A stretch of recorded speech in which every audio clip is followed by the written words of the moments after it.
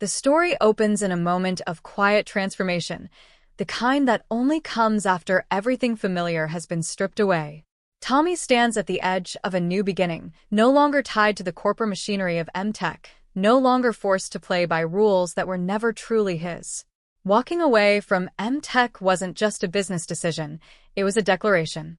It marked the end of a chapter defined by compromise and the beginning of something far more personal, far more dangerous, and potentially far more rewarding. In this new phase of Landman, Tommy isn't just rebuilding his career, he's redefining who he is. Starting a company from scratch is never simple, especially in an industry as volatile and cutthroat as oil and land management. But what sets Tommy apart this time is not just his experience, it's the people he chooses to surround himself with. This isn't a random collection of employees or opportunists chasing profit. At the center of this new structure stands Cooper, stepping into the role of president.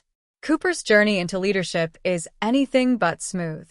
He's not just dealing with the pressure of guiding a newborn company through uncertain waters, he's also carrying the weight of his past.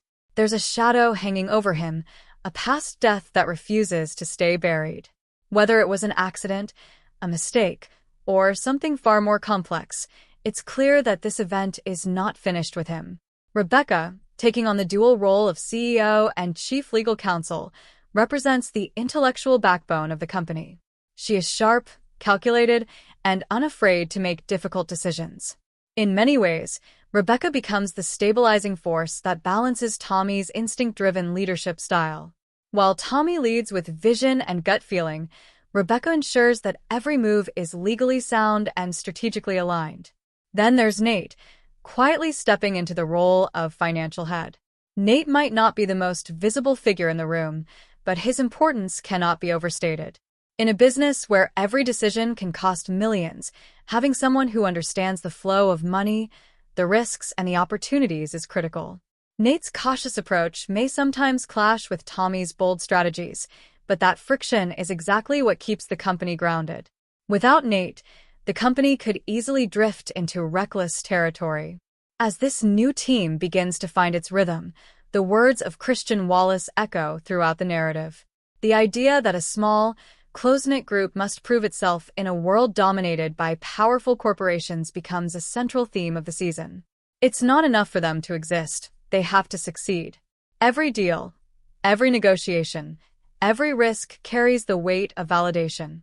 They are not just building a company, they are building credibility. But success rarely comes without opposition, and in this case, that opposition takes a very personal form. Cammy emerges as one of the most unpredictable and potentially dangerous threats to Tommy's new venture. Her fear of losing M-Tech's dominance isn't just professional, it's emotional. She sees Tommy's departure not as a simple resignation but as a betrayal, a fracture that could destabilize everything she has worked to maintain. Cammy's actions are unlikely to be direct or obvious. Instead, the threat she poses is subtle, strategic, and deeply unsettling.